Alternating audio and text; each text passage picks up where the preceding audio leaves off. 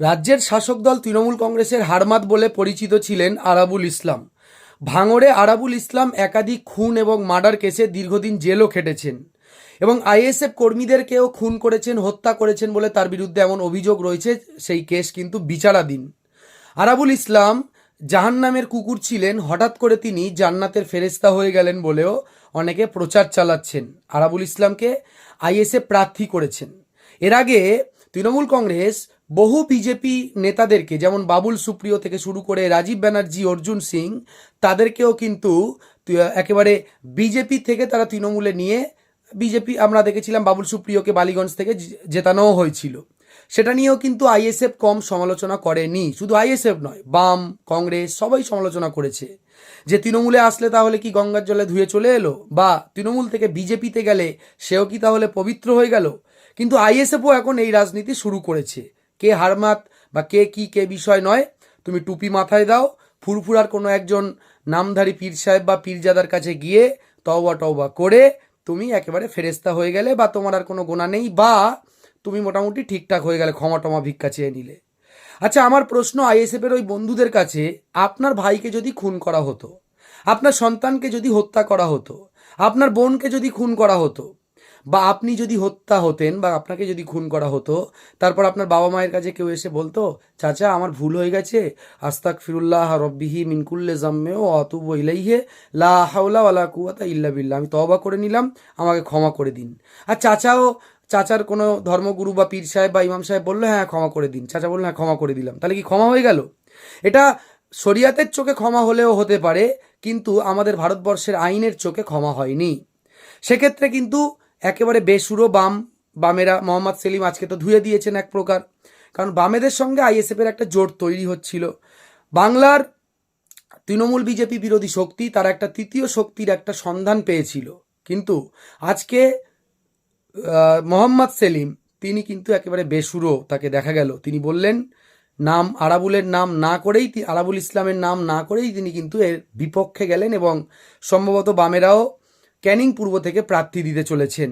এবং নওশাদ সিদ্দিকীও পাল্টা বলেছেন যে কাকে প্রার্থী করব, কি করব, এটা আমাদের পার্টির ব্যক্তিগত ব্যাপার, কাউকে জবাবদিহি করা বা এই বিষয়ে তিনিও কিন্তু চাঁচাচোলা ভাষায় বলেছেন। তাহলে বাম আইএসএফের যে জোট অন্তত ক্যানিং পূর্বে হবে বলে মনে হচ্ছে না এখনো পর্যন্ত সেই খবর। কারণ আরাবুল ইসলামের বিরুদ্ধে তিনি জগ ছুঁড়ে শিক্ষককে মেরেছেন বলে, শিক্ষিকাকে মেরেছেন বলে নওশাদ সিদ্দিকীরা বারবার প্রচার করেছিলেন। নওশাদ সিদ্দিকী বারবার বলেছিলেন না আরাবুল ইসলামকে দলে নেওয়া হবে না, তারপরেও দলে নিতে হলো, কারণ তারা আরও 5টা দলের মতো মানে যে তারা যে একটা আলাদা পলিটিক্স করবে বলেছিল, সেটা তারা পারল না শেষ পর্যন্ত। কারণ ভাঙড়ে প্রার্থী করা হয়েছে শওকাত মোল্লাকে। শওকাত মোল্লাকে হারাতে গেলে ভাঙড়ে নওশাদ সিদ্দিকীর একার পক্ষে সম্ভব নয়। শুধুমাত্র ইকো পার্কে কিছু 12 থেকে 14-16 বছরের বাচ্চা ছেলে গুটকা মুখে দিয়ে বা পান মুখে দিয়ে বা লজেন্স মুখে দিয়ে তারা যদি দর্জির কাজ করে, কেউ সোনার কাজ করে, কেউ রাজমিস্ত্রির জোগাড় দেয়, কেউ সবজি বিক্রি করে, কেউ একটাও স্কুলে পড়ে বলে মনে হয় না, তারা যদি বলে ভাই জান জিরাপাদ আইএসএফ জিরাপাদ ইনকলাব জিরাপাদ, যদি স্লোগান দেয়, তারা কিন্তু তাদের ভোট দেওয়ার অধিকারটুকু নেই। হয়তো দেখা যাচ্ছে তার মা বা বোন লক্ষ্মীর ভাণ্ডার পায়, তৃণমূলকে ভোট দেয়। তার বড় ভাই বা বড় বোন থাকলে সে হয়তো যুবশ্রী পায়, তৃণমূলকে ভোট দেয়। হয়তো তার বাবা সে হয়তো আইএসএফ করে, কেউ তৃণমূল করে, হতে পারে, আমি সম্ভাবনার কথা বলছি। আবার কেউ তার পুরো পরিবারটাই আইএসএফ করে। এটা গণতান্ত্রিক দেশ, যে যার পছন্দ মতো ভোট দেবে, প্রার্থী নির্ণয় করবে, পছন্দ করবে, একেবারে নিজস্ব ব্যাপার। কিন্তু শওকাত মোল্লাকে আটকাতে আরাবুল ইসলামকে দলে নিতে হলো, কাইজার সাহেবকেও টোপ দিতে হচ্ছে। ওদিকে একজন বিখ্যাত কে একজন আছে, বাপি কি নাম, সে আইএসএফ, কংগ্রেস থেকে আইএসএফের সমর্থক হয়েছিল সম্ভবত, পরে আবার শওকাত মোল্লার হাত ধরে তৃণমূলে গেল, আবার ফের আইএসএফ, 3-4টে বিয়ে টিয়ে বলেও আবার তৃণমূলের লোকজন বা আইএসএফের লোকজন কারা প্রচারও করেছিল তার নামে, সেও এখন শওকাত মোল্লাকে হারানোর জন্য সেও আইএসএফের সমর্থক হয়েছে। বিষয় সেটা নয়, বিষয় হলো তাহলে আরও 5টা রাজনৈতিক দলের থেকে আইএসএফ আলাদা কোথায় হলো? নওশাদ সিদ্দিকীর জনপ্রিয়তা নিয়ে কোনো প্রশ্ন নেই, কোনো দ্বিমত নেই। তিনি পশ্চিমবাংলার যে কোনো বিধানসভায় যখনই যাচ্ছেন, আমরা 21 সালের পর থেকে 26 সাল পর্যন্ত দেখলাম জনপ্লাবন হয়েছে, জনসমুদ্র হয়েছে। মিনিমাম যেখানে গেছে 200-500 লোক, 2-5 হাজার লোক সবসময় তার প্রোগ্রামে তার সঙ্গে হেঁটেছে, তার জনসভায় কোনো কোনো জায়গায় 10,000 20,000-এর বেশি 50,000-ও লোক আমরা দেখেছি। তার জনপ্রিয়তা নিয়ে কোনো প্রশ্ন নেই। সে মিষ্টি ভাষী, সুন্দর কথা বলেন, ভালো বার্তা দেন, সম্প্রীতির কথা বলেন, কোনো সন্দেহ নেই সেখানে। কিন্তু এই যে বামেদের মানে বামেরাও তো তাকে সেজন্যই দলে নিয়েছিল, একজন সেকুলার নেতা, দুর্নীতিহীন নেতা। কিন্তু আরাবুল ইসলাম কি চাকরি করে আরাবুল ইসলাম করতো? আরাবুল ইসলাম কি এমন ব্যবসা করত? কোটি কোটি টাকার মালিক, এত বিশাল বাড়ি, এত জমি, এত ফ্ল্যাট, তার নামে নাকি আবার ওই কি বলে আপনার ওই পেট্রোল পাম্পও আছে। আমি কিন্তু তৃণমূল নেতাদের সাধু সন্ন্যাসী বলছি না, ফেরেস্তা মসজিদের ইমাম পীর সাহেবও বলছি না। তৃণমূল নেতাদেরও এমন বহু নেতা আছে যারা আগে বিড়ি টেনে খেত, সাইকেল চালাতো, তারা এখন BMW গাড়িতে ঘোরে। যারা আগে মানুষের কাছে খৈনি চেয়ে খেত, তারা এখন বড় বড় বারে গিয়ে মদ খায়, ওই মহিলাদের ডান্স দেখে। যারা সাইকেল চালাতো তারা স্করপিও গাড়ি চালায়। তৃণমূলের দুর্নীতি কম নেই। যদি এলাকা বেশ ধরে ধরে বলা যায় তো সারা রাত শেষ হয়ে যাবে। কিন্তু আইএসএফ তো বলেছিল তারা একটু অন্যরকম দল, অন্য ধারার দল, মানুষের দল। তাহলে আরাবুল ইসলামকে দলে নিয়ে আজকে হঠাৎ করে মাতিন সাহেবকে বলছে বেঈমান, কাফের, মোনাফেক, শয়তান, ইবলিশ। আইএসএফের ভক্তরা যারা বলছে তারা নওশাদ সিদ্দিকীর পাশে প্রেস কনফারেন্সে বসেও আছে। একজন মুসলমান আর একজন মুসলমানকে কাফের বলতে পারে? আমি যদি নওশাদ সিদ্দিকীকে কাফের বলি আর নওশাদ সিদ্দিকী যদি কাফের না হয়, নাউজুবিল্লাহ, তাহলে তো আমি কাফের হয়ে যাব। এইটুকু ধর্মীয় জ্ঞানও নেই। খুব জানতে ইচ্ছা করছে। ওই উত্তর 24 পরগনা সম্ভবত সায়ন দাস, যিনি নওশাদ সিদ্দিকীর সঙ্গে জেল খেটেছিলেন, কোথায় তিনি? ওদিকের উলুবেড়িয়ার মাস্টার কালিমুল্লাহ, টাইটেল মনে পড়ছে না, কোথায় তিনি? উত্তর 24 পরগনার আরও দুজন ছিলেন, আরও দুজন মহিলা নেত্রী, আইএসএফের খুব পরিচিত নেত্রী, নামগুলো মনে করতে পারছি না, নামটা দেখে ভিডিওটা করলে ভালো হতো, আপনারা হয়তো জানবেন। একজন মুসলিম, একজন হিন্দু ধর্মে, কিন্তু দুজনই নাস্তিক বা ধর্ম মানে না বলে জানি। কোথায় তারা? কেন আইএসএফে নেই? আজকে তৃণমূল ফেরত নেতাদেরকে কেন আইএসএফকে দলে নিতে হচ্ছে? এই প্রশ্নের উত্তরগুলো কি দেবেন না? মা বাবা তুলে গালাগালি করে, নোংরা কথা বলে, দালাল বলে, চটিচাটা বলে আর কতদিন চলবে? বাংলার মানুষ, বেশিরভাগ মানুষ জানে তৃণমূল কংগ্রেস দুর্নীতি করেছে। বাংলার বেশিরভাগ মানুষ জানে তৃণমূল কংগ্রেস মুসলিমদের জন্য আলাদা করে কিছু করেনি। কিন্তু বাংলার মানুষ এটাও জানে যে প্রকল্পগুলো তৃণমূল কংগ্রেস করেছে, সেই প্রকল্পের অধিকাংশ, সেটা যে ভাতা তারা দেয় বা প্রকল্প যেগুলো আছে তাদের আর কি, সেই প্রকল্পগুলো যেমন বিজেপি পায়, তেমন আইএসএফ কর্মী বা নেতারা পায়, তৃণমূল তো পায়, বামেরাও পায়, রাজ্যের মানুষ পায়, মুসলমানরাও পায়, হিন্দুরাও পায়। কিন্তু এই যে নির্বাচন কমিশনার যে এসআইআর করলো, তার মানে বিজেপির একটা প্রকল্প বলতে পারেন, সেই প্রকল্পে তো দেখেছেন কিভাবে মুসলমানদেরকে নাম বিচারাধীন করা হয়েছে, কিভাবে বিপদে ফেলা হয়েছে। ওয়াকফ সম্পত্তি যে প্রকল্প বিজেপি মানে যে আইন পাশ করলো আর কি, দেখেছেন সেই ওয়াকফ সম্পত্তি কিভাবে হাতে হাতে? তৃণমূল প্রচুর দুর্নীতি করেছে, তাদের কিছু চোর ছেঁচোর বদমাই ছোট লোক নেতারা প্রচুর ওয়াকফ সম্পত্তি তারা কি বলবো দখল করে নিয়ে রেখে দিয়েছে। সত্য কথা, আইনিভাবে লড়াই হোক, নওশাদ সিদ্দিকী লড়াই করুক, বা আরও শিক্ষিত আইনজীবী অ্যাডভোকেট যারা রয়েছেন, সিপিআইএম, কংগ্রেস, তারা আইনিভাবে লড়াই করুক, কেস করুক, মামলা করুক তাদের বিরুদ্ধে। আমরা নিউজ করব যে কোন তৃণমূলের চোর মুসলিম নেতারা বা চোর হিন্দু নেতারা বা তৃণমূলের নেতারা ওয়াকফ সম্পত্তিগুলো দখল করে রেখেছে। সেটা যেই হোক না কেন, সেটা যদি অভিষেক ব্যানার্জি হয়, সেটা যদি ফিরহাদ হাকিম হয়, সেটা যদি সিদ্দিকুল্লাহ চৌধুরী হয়, সেটা যদি কালকে কাসেম সিদ্দিকী হয়, যার বিরুদ্ধে ইচ্ছা, যে অন্যায় করেছে, চোর হলে তার বিরুদ্ধে মামলা হবে, এফআইআর হবে, কেস হবে। বিকাশ রঞ্জন ভট্টাচার্যের মতো বড় অ্যাডভোকেট, তাদেরকে দিয়ে মামলা করানো হোক। কিন্তু তৃণমূল থেকে আসা নেতারা প্রার্থী হবে, বামেরা মানে মানে দেয়ালে লেখা থাকবে যে বাম সমর্থিত আইএসএফ প্রার্থী আরাবুল ইসলাম। এইটা ক্যানিং পূর্বের মানুষ বা বাংলার মানুষ মেনে নিতে হবে মানুষকে। তাহলে নীতি আদর্শ কোথায় গেল? তাহলে আপনারা এত নীতি আদর্শের কথা শোনান কেন? নওশাদ সিদ্দিকীর একটা ভালো ইমেজ আছে, তার বিরুদ্ধে ধর্ষণের অভিযোগ আছে, হাইকোর্টে মামলা চলছে, সেই মামলা বিচারাধীন। মামলা যতক্ষণ না বিচার কমপ্লিট হচ্ছে, যতক্ষণ না রেজাল্ট আসছে, ততক্ষণ কাউকে ধর্ষক বলা যাবে না। ধর্ষণে তিনি অভিযুক্ত। বিলকিস ম্যাডাম বলে একজন অভিযোগ করেছেন, যদিও আইএসএফের কর্মী সমর্থকরা এটা বিশ্বাস করে না। না করারই কথা, তারা নওশাদ সিদ্দিকী ভাইকে ভালোবাসেন। কিন্তু নওশাদ সিদ্দিকীর একটা ভালো ইমেজ আছে, তিনি সুন্দর কথা বলেন, অন্য 5টা রাজনৈতিক নেতাদের মতো উস্কানি দেন না, তিনি সম্প্রীতির কথা বলেন, তিনি শিক্ষার কথা বলেন, তিনি শান্ত থাকতে বলেন মানুষকে। কিন্তু তার কর্মী সমর্থকরা কি শান্ত? আমার এই ভিডিও কমেন্ট বক্সে কি দেখলে শান্ত প্রমাণ পাবো? আমি অভিষেক বন্দ্যোপাধ্যায়কে একটা প্রশ্ন করেছিলাম যেদিন প্রতিকুর রহমান ডায়মন্ড হারবারের আমতলা পার্টি অফিসে অভিষেক বন্দ্যোপাধ্যায়ের হাত ধরে যোগদান করেন রমজান মাসে। আমি রোজা করছিলাম, বেলা 11টা থেকে বিকাল 5টা পর্যন্ত অপেক্ষা করেছিলাম অভিষেক বন্দ্যোপাধ্যায়কে একটা প্রশ্ন করব বলে, যে অভিষেক বাবু, আপনারা তো বামেদেরকে বলেন শূন্য, বেকার, বাম, রাম, ধাম, তো আপনাদের এত শক্তিশালী সংগঠন, এত বড় দল, শূন্য হয়ে যাওয়া একটা দল থেকে আপনাদেরকে কেন নেতা নিতে হলো? অভিষেক বন্দ্যোপাধ্যায় আমাকে বলেছিল, আক্রমণ করেছিল, আপনার এত অসুবিধা কিসের, আপনার কি হয়েছে, জ্বলছে না, কি একটা বলেছিল, আপনি কি তৃণমূল কর্মী? মানে আমাকে আক্রমণ করেছিল, যাতে আমাকে অনেকে অনেক কিছু, অনেকে বাহবাও দিয়েছে, অনেকে আবার মজাও নিয়েছে। কিন্তু আমার তৃণমূলের কিছু নেতা মন্ত্রী ফোন করে প্রশংসা করেছে যে ভালো প্রশ্ন করেছো। বামেদের অনেকে ফোন করে প্রশংসা করেছে যে ভালো প্রশ্ন করেছো। আমার ভিডিও ভাইরাল হয়েছে সোশ্যাল মিডিয়াতে। ইনসাফ বাংলা ছাড়াও অন্যান্য অনেক ডিজিটাল মিডিয়ার বন্ধুরা সেই ভিডিও ভাইরাল করেছে, লক্ষ লক্ষ মানুষ দেখেছে। বিশ্বাস করুন, একটা কেউ গালাগালি করেনি অভিষেক বন্দ্যোপাধ্যায়কে প্রশ্ন করার জন্য। অভিষেক বন্দ্যোপাধ্যায়কে প্রশ্ন করার জন্য একটা হুমকি ফোন আসেনি।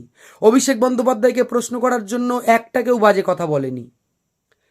কিন্তু আইএসএফকে নিয়ে, নওশাদ সিদ্দিকীকে নিয়ে, আব্বাস সিদ্দিকীকে নিয়ে, আরাবুল ইসলামকে নিয়ে কোনো কথা বললে নোংরা কথা, গালিগালাজ, মা বাবা তুলে কথা, হোয়াটসঅ্যাপে এসে গালিগালাজ, ফোন করে হুমকি, বিরক্ত করা, এই স্বভাব, এই মানসিকতা কেন? এই চরিত্র কবে চেঞ্জ হবে?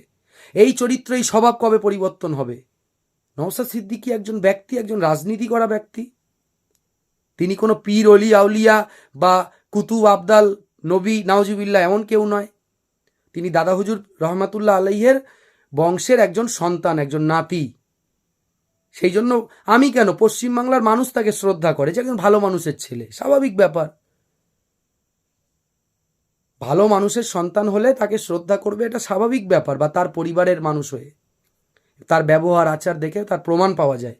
নওশাদ সিদ্দিকী জনপ্রিয়তা আছে, আবার বলছি, বাচ্চা ছেলেরা ভালোবাসুক, বাচ্চা মেয়েরা ভালোবাসুক, বাড়ির বউরা ভালোবাসুক, বৃদ্ধরা ভালোবাসুক, ফুরফুরওয়ালারা ভালোবাসুক, তবলিগওয়ালারা ভালোবাসুক, হিন্দু মানুষজন ভালোবাসুক, সেটা কথা নয়। নওশাদ সিদ্দিকী বা আইএসএফের কাছে একটা উত্তর আছে। আপনারা মুসলিম এলাকায় প্রার্থী দিচ্ছেন, যেখানে যেখানে আপনাদের শক্তি বেশি, অনেক জায়গায় শক্তি নেই, তাও প্রার্থী দিয়েছেন বলে অভিযোগ করে অনেকেই। ঠিক আছে, আমি সে কথা বলছি না। কিন্তু আমার একটা প্রশ্ন, এই যে অমুসলিম নেতাগুলো আপনাদের দলে আছে, এই যে আমডাঙ্গায় ফুরফুরা শরীফ, নওশাদ সিদ্দিকী যেমন একজন নওশাদ সিদ্দিকী যেমন পীর পরিবারের একজন সন্তান, কাসেম সিদ্দিকী তিনিও পীর পরিবারের একজন সন্তান। তাহলে পীরের রক্ত, দাদা হুজুরের রক্ত, আওলাদে রসুল বা আওলাদে মোজাদ্দেদ জামান বা আওলাদে আবু বকর সিদ্দিক, আপনারা যেটাই বলুন না কেন বা যেটাই দাবি করুন না কেন, সেই কাসেম সিদ্দিকীর বিরুদ্ধে আপনি প্রার্থী দিলেন। নওশাদ সিদ্দিকী ভাইজান বা আইএসএফ, আপনারা এটা এই প্রার্থী মানে না দিলেই তো পারতেন। পীরের খানদানের একজন জিতবে, কুরাইশ বংশের একজন সন্তান জিতবে, আপনারাই তো বলেন। আব্বাস সিদ্দিকী ভাইজান বলেন যে কুরাইশ বংশের হাতে নেতৃত্ব থাকবে সব সময়। পীর খানদানের একজন সন্তান, দাদা হুজুরের রক্ত যার শরীরে, সেই কাসেম সিদ্দিকীর বিরুদ্ধে একজনকে প্রার্থী করলেন, যিনি মানে কি নাম ওনার, বিশ্বজিৎ মাইতি বা কিছু একটা, যিনি একজন অমুসলিম মানুষ। তাতে সমস্যা নেই, তাতে ব্যক্তিগতভাবে সমস্যা নেই, কিন্তু আপনি তো ওখানে তার সম্মান রক্ষার্থে প্রার্থী না দিতে পারতেন। তাহলে এখানে কি বোঝা যায়? এখানে কি বোঝা যায়?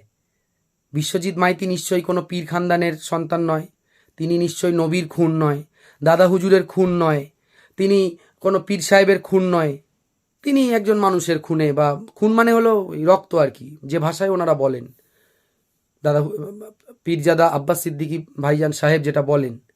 তাহলে কাসেম সিদ্দিকীর মধ্যে তো খারাপ, ভালো, অশিক্ষিত, শিক্ষিত, লোভী বা অলোভী, চরিত্রহীন বা ভালো চরিত্র, আমি এগুলো নিয়ে কিচ্ছু বলছি না, এগুলো নিয়ে কিচ্ছু বলছি না। কাসেম সিদ্দিকী বলেছিল তৃণমূলের জানাজা পড়া হারাম, পড়া যাবে না, তৃণমূল চোর চোর চোর। আব্বাস সিদ্দিকীও তো বলেছিল, এবিপি আনন্দে যান, এখনও সেই ভিডিও পাবেন, এর আগের জলসাগুলোতে যান, তিনি বলেছিল তৃণমূল কংগ্রেস যদি আমাদেরকে, কি বলেছিলেন তিনি, আব্বাস সিদ্দিকী, যে তৃণমূল কংগ্রেস আমাদেরকে 40 না 42টা সিটে যদি ছেড়ে দেয়, তাহলে বাকি জায়গায় আমরা তৃণমূলকে সাপোর্ট দেব। তৃণমূল এত খারাপ, এত দুর্নীতি করে, মুসলমানদের এত বাঁশ দিয়েছে, বাংলা বাঙালি শত্রু, কোনো কাজ করেনি। আইএসএফের দাবি, স্কুলগুলোকে শেষ করেছে, শিক্ষা প্রতিষ্ঠান শেষ করেছে, আইএসএফের দাবি, বামেদেরও ওই দাবি। তাহলে যদি যদি মানে 2021-এর আগে 42টা জায়গায় মমতা ব্যানার্জি বলে দিত যে ঠিক আছে আইএসএফকে আমরা 42টা জায়গা ছেড়ে দিলাম, তাহলে আব্বাস সিদ্দিকীর ঘোষিত অবস্থান ছিল যে তাহলে আমরা অন্যান্য জায়গায়, বাকি সব জায়গায় তৃণমূলের আমরা সমর্থন করব। তাহলে কাসেম সিদ্দিকীর ওই জায়গাটায় একজন পীরের আওলাদ, পীরের খুন, সেখানে বিশ্বজিৎ মাইতি অন্য বেধর্মী মানুষ একজন মরে যাওয়ার পরে জান্নাতে না জাহান্নামে যাবে কেউ গ্যারান্টি দিতে পারবে না। ইমান যদি না আনে সেই ব্যক্তি জাহান্নামে যাবে বলে আমরা এতদিন পীর সাহেবদের মুখে, পীরজাদাদের মুখে শুনে এসেছি। আর কাসেম সিদ্দিকী ইমান আনা একজন মুসলমান ব্যক্তি, তিনি জান্নাতে যাবেন এর গ্যারান্টি রয়েছে। মানে যারা ইমান এনেছে এবং সৎ পথে ছিল, পবিত্র কোরআন পড়েছে এবং সেই মতো জীবনযাপন করেছে, সে একদিন না একদিন জান্নাতে যাবে। তাহলে একজন জান্নাতি ব্যক্তির বিরুদ্ধে একজন, মানে আমি কি বলতে চাইছি বুঝতে পারছেন কি? ব্যাপারটা কেমন লাগছে কি? ব্যাপারটা কেমন লাগছে না? মাতিন সাহেব যদি কোথাও নমস্কার করে সেটা সে বেঈমান, কাফের, বদমাইশ, মোনাফেক হয়ে গেল। আর নওশাদ সিদ্দিকী যদি জ্যোতি বসুর ছবির সামনে গিয়ে তিনি ওই মাথা নত করে শ্রদ্ধা জানান বিধানসভার মধ্যে এইভাবে, সেটা সমস্যা নয়? নওশাদ সিদ্দিকী কিন্তু মাতিন সাহেবকে নিয়ে কোনো বাজে কথা বলেননি। নওশাদ সিদ্দিকী মাতিন সাহেবকে নিয়ে বলেছেন উনি একজন মুফতি সাহেব, উনি রাজনীতিতে এসছেন, ওয়েলকাম জানাই, স্বাগত জানাই, আর অন্য কোনো কথা বলবো না। নওশাদ সিদ্দিকীর পাশে বসিয়ে যাদের সাংবাদিক বৈঠক করছেন, গতকালই ভিডিও দেখছিলাম, সে বলছে না মাতিন সাহেব একজন মুফতি সাহেব, একজন আলেম মানুষ, বয়স্ক মানুষ, তাকে কি বলছে? বেঈমান, কাফের, শয়তান, মোনাফেক, যা মুখে আসছে আর কি। এই কালচার, এই শিক্ষা। আজকে আমার এই ভিডিওর মাধ্যমে আমি নওশাদ সিদ্দিকীকে একটা কথা বলেছিলাম, আমাকে ফেসবুক থেকে আনফ্রেন্ড করে দিয়েছে। আমার কোনো রাগ, অভিমান, দুঃখ কিছু নেই। আমি আবার তাকে ফলো করেছি, আমার তাকে প্রয়োজন। আমি সাংবাদিক, আমি সাংবাদিকতা করি। আমার নওশাদ সিদ্দিকী একটি রাজনৈতিক দলের প্রধান, তিনি একজন এমএলএ, ভদ্রসভ্য মানুষ বলে বাইরে থেকে আমরা সেটা জানি, ভিতরে কি আছে যারা তার সঙ্গে মেশে তারা জানে, তারা বলবে, আমি বলতে চাই না। ভদ্রসভ্য মানুষ, মুখে মধু, মনে কি আছে আমি বলতে চাইছি না। যে তার সঙ্গে মিশেছে সে মনের কথা বলতে পারবে। আমি খুব কাছ থেকে তার সঙ্গে মিশিনি, খুব মেশার সুযোগও হয়নি। তো আমি শুধু বলেছিলাম, আমাকে একজন কিছু সাংবাদিক ভাইরা প্রশ্ন করেছিল, আমি ইন্টারভিউ দিচ্ছিলাম প্রেস ক্লাবের কাছে, যে নওশাদ সিদ্দিকী বলছেন বা বিকাশ রঞ্জন ভট্টাচার্য স্যার বলছেন যে মমতা বন্দ্যোপাধ্যায় সুপ্রিম কোর্টে গিয়ে নাটক করেছে। আমি বলেছি নাটক বিকাশ রঞ্জন ভট্টাচার্য স্যার এবং নওশাদ সিদ্দিকী ছোট ভাইজান এনারা করছেন। মমতা বন্দ্যোপাধ্যায় বাংলা বাঙালিকে বাঁচানোর জন্য সুপ্রিম কোর্টে গিয়েছে, অন্তত আমরা এই যে নর্মাল চোখে এটাই দেখতে পাচ্ছি।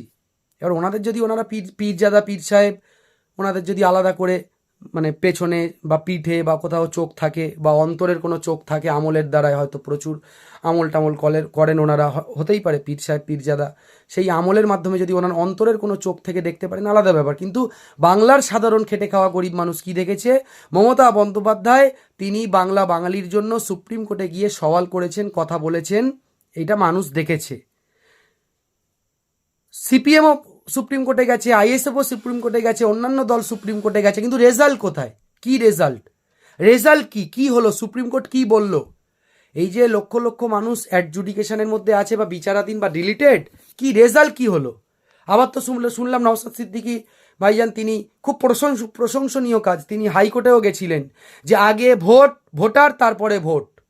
মানে যাদের অ্যাডজুডিকেশন আছে, যাদের ভোট নাম ডিলিট হয়েছে, আগে তাদের নাম তুলতে হবে তারপর ভোট বলে শুনেছি, সঠিক জানি না। কি হলো? এমন কিছু কি হয়েছে? আগের নামগুলো কি বেরিয়ে গেল সব?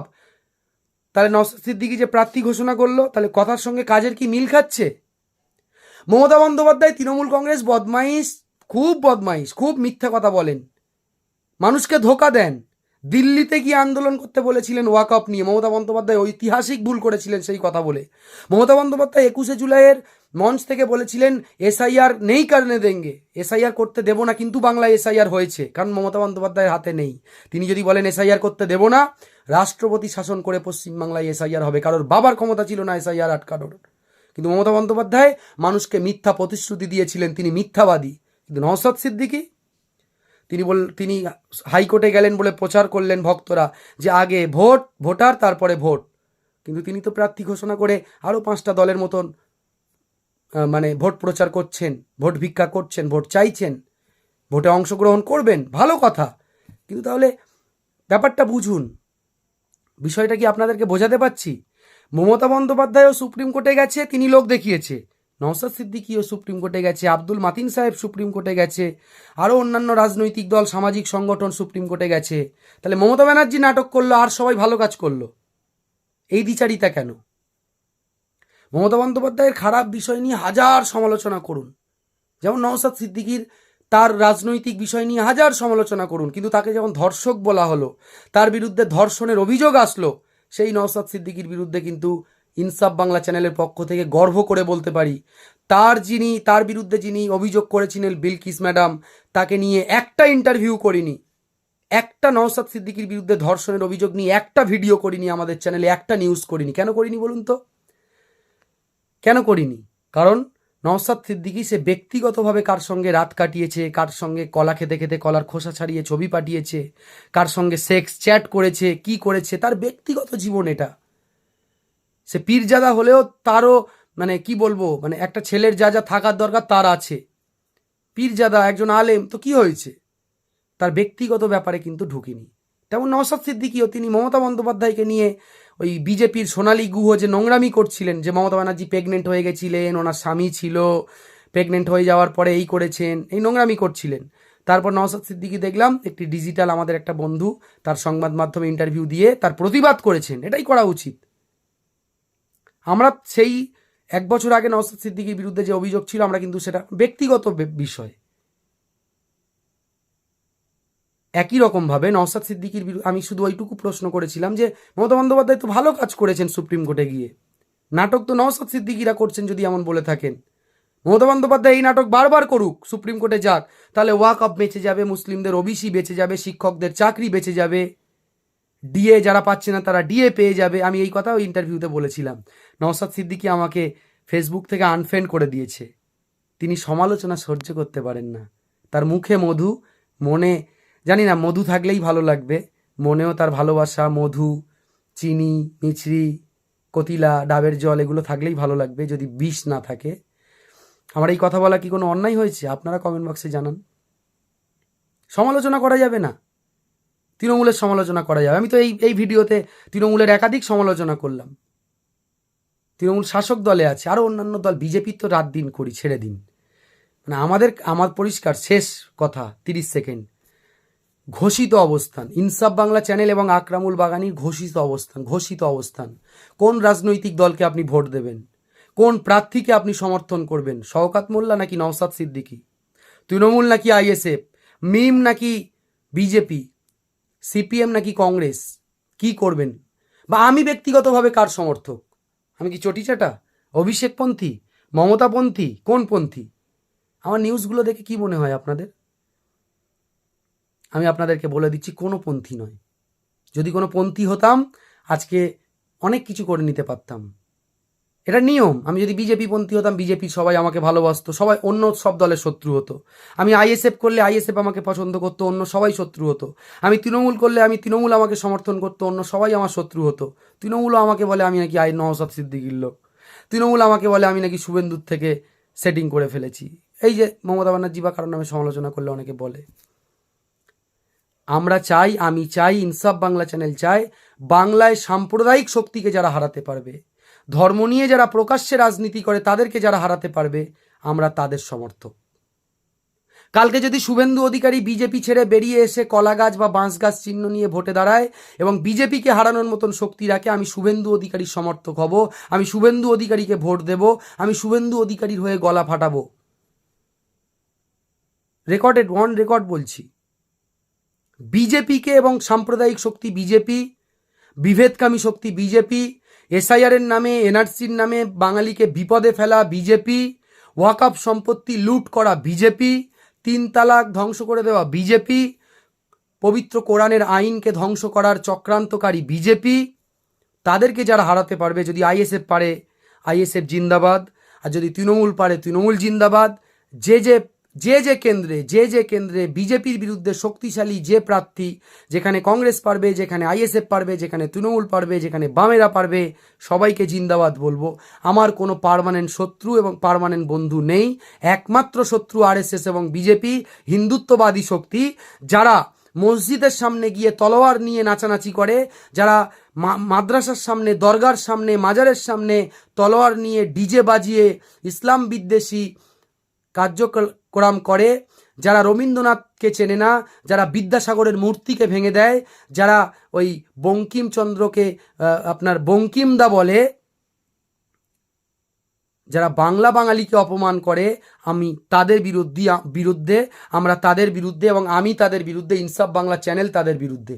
কালকে যদি বিজেপি ক্ষমা টমা চেয়ে নেয়, বিজেপি আবার যে দাঙ্গা হাঙ্গামা করে ভারতবর্ষে হাজার হাজার মুসলিমকে গণহত্যা করেছে, হাজার হাজার দলিত আদিবাসী মানুষদের সর্বনাশ করেছে, তারা যদি সঠিক পথে ফিরে এসে উন্নয়নের রাজনীতি করে, খেটে খাওয়া মানুষের কথা বলে, শিক্ষা স্বাস্থ্য নিয়ে কথা বলে, বিজেপি করতে বাংলার মুসলমানদের, বাংলার মানুষের কোনো আপত্তি নেই, কোনো আপত্তির জায়গা থাকবে না। বাংলা বাঙালির একমাত্র শত্রু আরএসএস এবং বিজেপি বর্তমানে। এখানে আবার আপনাদের প্রশ্ন থাকবে, কমেন্টও করেছেন হয়তো এতক্ষণে অনেকে, আমি যখন ভিডিওটা রেকর্ড করছি, তৃণমূল ধর্ম নিয়ে রাজনীতি করে না? হ্যাঁ, বিশালভাবে করছে। আমি তার বিরুদ্ধে, ঘোষিত অবস্থান আমার। তৃণমূলের দুর্গা অঙ্গন যে করেছে, তারা এই করছে রাজারহাটে, আমি প্রচার করিনি, নিউজ করিনি। যারা প্রতিবাদ করেছে বামেরা, আইএসএফ, তাদের ভিডিও ইন্টারভিউ তুলে ধরেছি। দীঘার ওই জগন্নাথ মন্দির, আমি তাদের প্রচার করিনি, একটা ভিডিও আমার চ্যানেলে দেখাতে পারবেন না। দীঘার জগন্নাথ মন্দির নিয়ে যারা প্রশ্ন তুলেছিল, সব্যসাচী চ্যাটার্জি, বিকাশ রঞ্জন ভট্টাচার্য, সায়ন ব্যানার্জি, নওশাদ সিদ্দিকী, তাদের বক্তব্য ইনসাফ বাংলা চ্যানেল, ফেসবুক, ইউটিউবে পাবেন। মমতা বন্দ্যোপাধ্যায় যে মন্দিরের রাজনীতি শুরু করেছে, নরম হিন্দুত্বের রাজনীতি করছে, এটার বিরুদ্ধে আমরা প্রতিবাদ করেছি, কিন্তু তাদের একটাও নিউজ কভার করিনি। একই রকমভাবে নওশাদ সিদ্দিকী যখন 42 দিন জেলে ছিলেন, তখন নওশাদ সিদ্দিকীর 42 দিন, নওশাদ ভাইকে ধন্যবাদ জানাই, তিনি জেলের মধ্যে থেকেও লকআপে আমার সঙ্গে 2 থেকে 3 বার দেখা করেছে, মানে আমি গিয়ে তার সঙ্গে দেখা করেছি। 42 দিন অন্য কোনো নিউজ করিনি।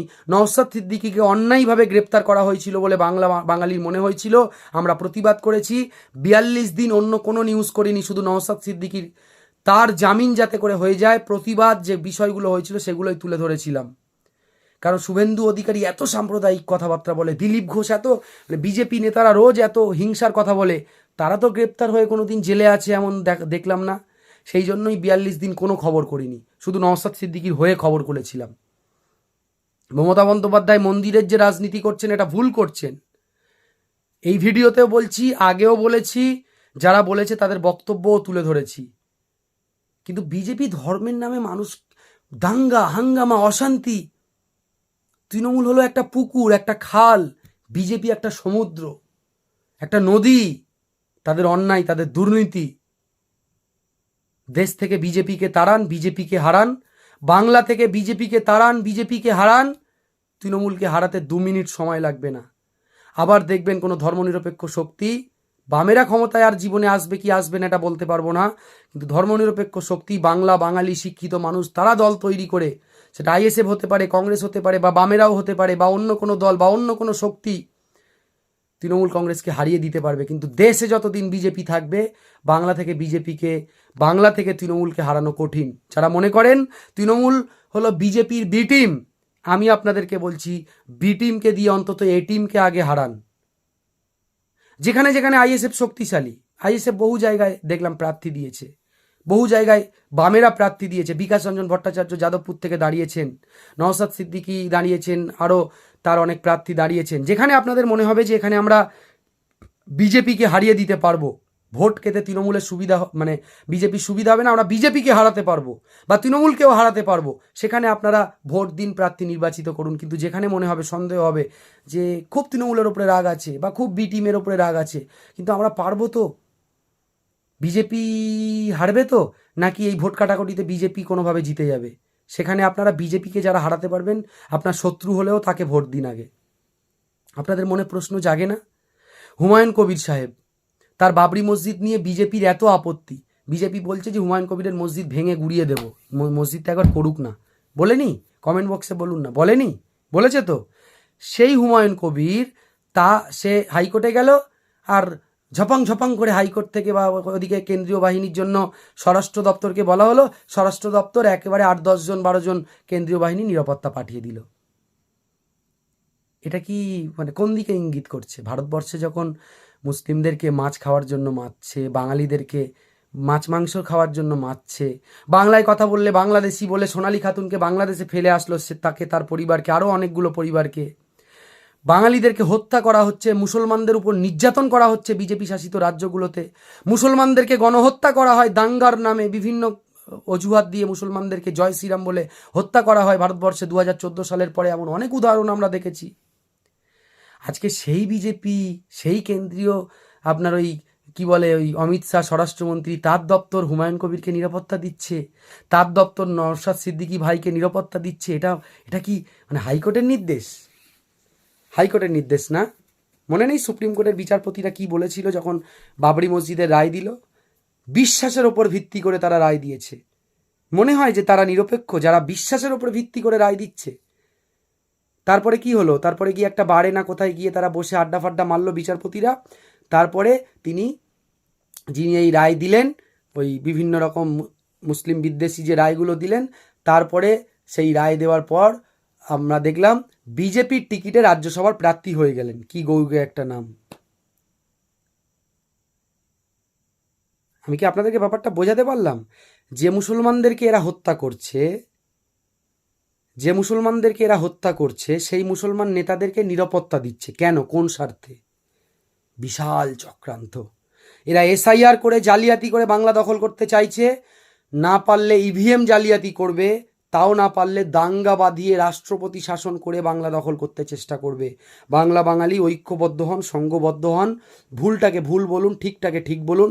সমালোচনা হজম করার শক্তি যদি আপনার না থাকে, আপনি রাজনৈতিক নেতা বা কর্মী কেউ নন। ভালো থাকবেন সবাই, ধন্যবাদ। ভিডিওটি শেয়ার করে দেবেন।